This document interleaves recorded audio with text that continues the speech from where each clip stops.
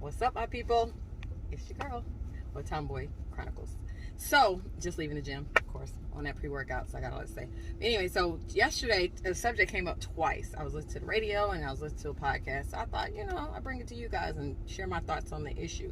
And first off, I'm speaking from my point of view when I say this, but, this goes either way. So on the radio, they was talking about cheating and who's to blame for the cheating.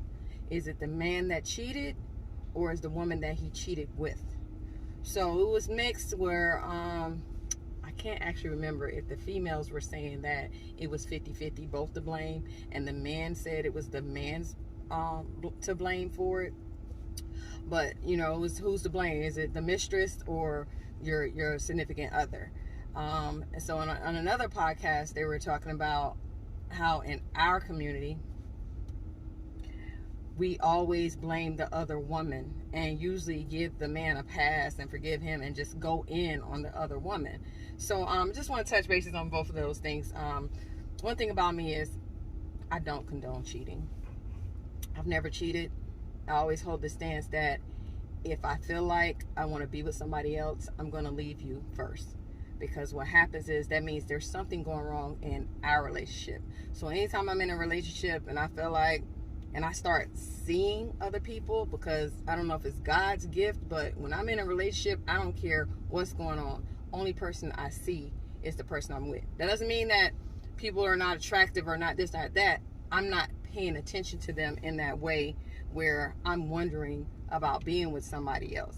So if I get to the point of relationship when I start noticing and seeing people in real life, I pull my partner to the side and we have a conversation about what's going on in our relationship and what's going on with the dynamic.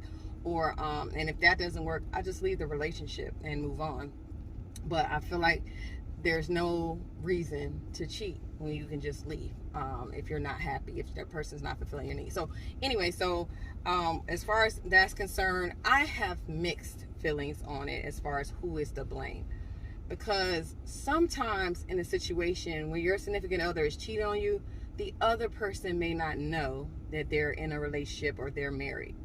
So you always have to take that in consideration. Is this person just as unaware as I am and they feel like they're being cheated on as well? So ultimately it comes down to the person who is doing the cheating. Now, if the other woman, the mistress or whatever, she knows that this person is married, then you have some blame as well. Either way, both of them are sin. Adultery and fornication is a sin. So if you cheating, you sinning. The mistress cheating, you sinning because you sleeping around. You're not married. You're unmarried. So both of us is sin in the eyes of God. So you're both wrong. You're both wrong.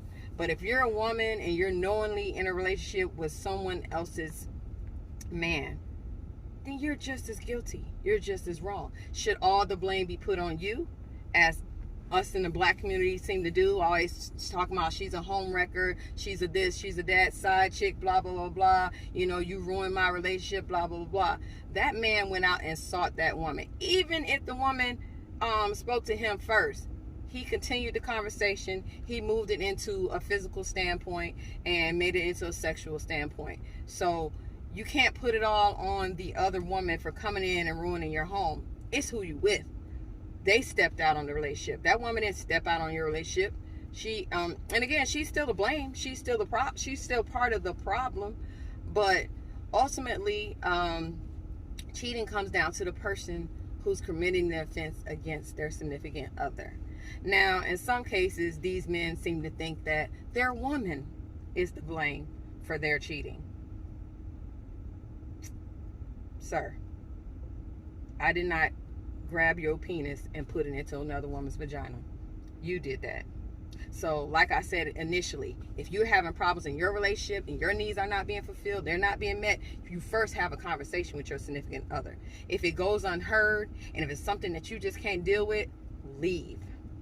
Now, there's things called emotional cheating as well. So like if I'm in a relationship, I've said this before, my male friendships take a back seat to my relationship because I feel like it's inappropriate to have conversations with my male friends about certain things in my relationship. So I'm not finna talk to my male friends about my sex life with my partner, about any struggles that we're going through or anything like that. I just feel like you're leading the conversation with somewhere where it shouldn't be. You start getting attached to another person in a way that this should only be between you and your spouse and your significant other. So there is a thing called emotional cheating, and sometimes emotional cheating leads to the physical and sexual cheating. So you just avoid even putting yourself in a situation where, even if you don't think you're doing something wrong, it could be misconstrued by the friend that you're talking to or your spouse. Put it like this: if I can't say it in front of my significant other, if I can't do it in front of my significant other, then it doesn't need to be done. Simple as that. Again, that's all I got for today. That's my thought on that, my take on that. So again, as always, love each other. So again, if you always love each other, we won't even have no conversations about cheating. Respect yourself and respect others. Because even in that, man, if you were out here sleeping around, sleeping with a bunch of women, what kind of value are you putting on yourself? You calling these women hoes and this and that, side chicks and all that, but you are giving yourself to them, so your value has decreased as well. So if you're sleeping with these women that you think are trash, you think sleep around with everybody else, you've put yourself in that cycle as well, and you've become the trash. Think about that.